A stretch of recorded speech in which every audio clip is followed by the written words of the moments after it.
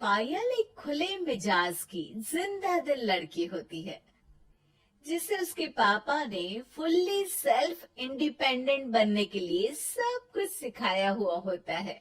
एक शाम पायल अपनी बाइक पर सीटी बजाते हुए कॉलेज से घर वापस पहुंचती है, जिसे देखते ही उसकी मम्मी गुस्से में पूरा घर सिर पर उठा लेती है।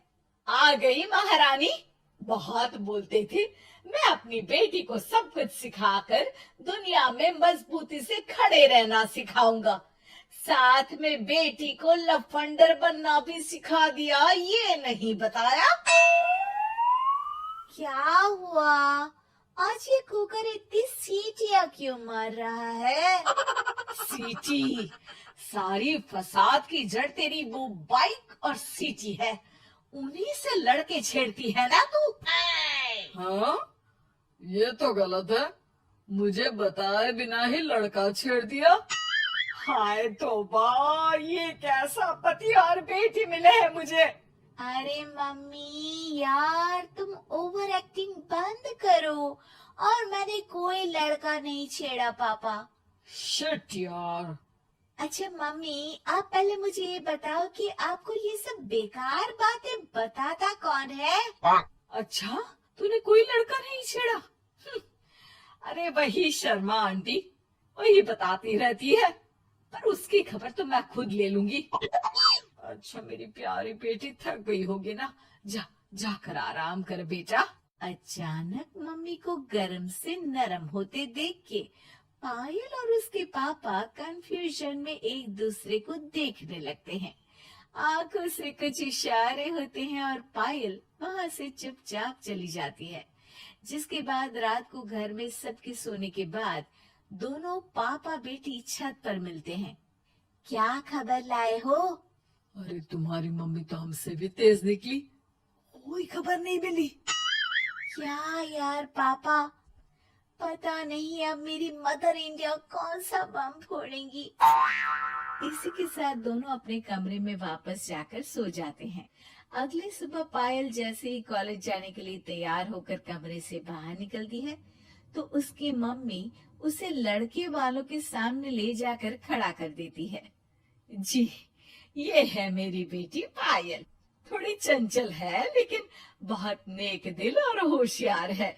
देखते ही देखते कुछ घंटों में पायल और शुभम का रिश्ता पक्का हो जाता है, जिसके कुछ दिनों बाद पायल शादी कर अपने ससुराल पहुंच जाती है। सोचा था मम्मी कोई बम फोड़ेंगी, पर उन्होंने तो सीधा मुझे उम्र कैद की सजा ही दे दी।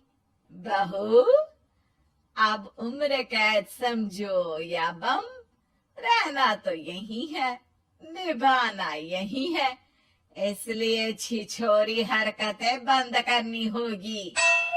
है? ये आप क्या बात कर रही हो? मैंने क्या किया? इतने मासूम ना बनो, मुझे तुम्हारे कारनामों के बारे में सब अच्छे से पता है। ऐसा बोलकर सास तो वहां से चली जाती है, लेकिन पायल सोच में पड़ी वहीं खड़ी रह जाती है। जिस पर शुभम उसके पास आता है।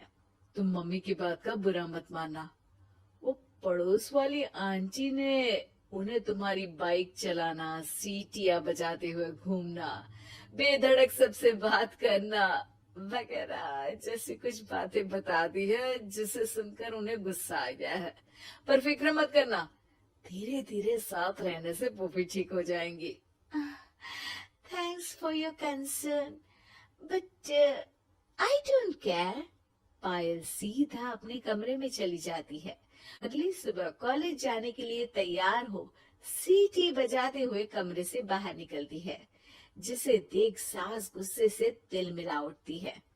महारानी, शादी के अगले ही दिन ये हीरोइन बनकर कहाँ चल पड़ी? और ये लफंगों की तरह सीटियां बजाना बंद करो। ये हमारा घर है, कोई सड़क नहीं जहाँ तुम आवारागर्दी करती घूमो। मम्मी जी, सीटी बजाने और कंफर्टेबल कपड़े पहनने से लोग कब से आवारा बनने लगे? इसी के साथ सास बहू का युद्ध शुरू होने ही वाला होता है कि शुभम वहां पहुंच जाता है माँ उसका कॉलेज है इसलिए ऐसे तैयार हुई है। और पायल, तुमने माँ को समझने की थोड़ी कोशिश करो ना प्लीज। सिचुएशन संभालकर शुभम और पायल घर से निकल जाते हैं। इसी तरह दिन बीतने लगते हैं, जिससे सास बहू की लड़ाइयों के बीच शुभम पिसता रहता है। लेकिन साथ ही वो दोनों एक दूसरे की आदतों को अपना भी लेती हैं। पर पायल का सीटी बजाना सास को आज भी नागवारा ही होता है।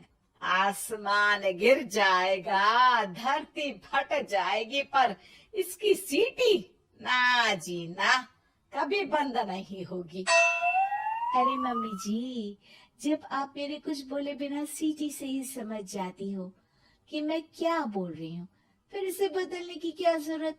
यही तो हमारी यूनिकनेस है। पायल की बात से ज्यादा सहमत ना होते हुए भी सास हंस पड़ती है। उसी शाम पूरा परिवार घूमने जाने का प्लान बनाकर घर से निकल जाता है और उनके जाते ही घर में चोर घुस आते हैं। और तभी वो सब भी दोबारा घर के अंदर आते हैं बाहर से। क्या यार पायल, एक शाम भी फोन के बिना नहीं रह सकती थी क्या? घर में ही तो फोन है, कहाँ चला जाता? अब जल्दी अंदर जाकर अपना फोन लाओ, मम्मी और मैं यही बाहर वेट करते हैं। ज्यादा बोल रहे हो, देखो अब और धीरे काम करूंगी। ऐसा बोलकर पायल घर के अंदर जाती है और बहुत देर तक बाहर निकल कर नहीं आती।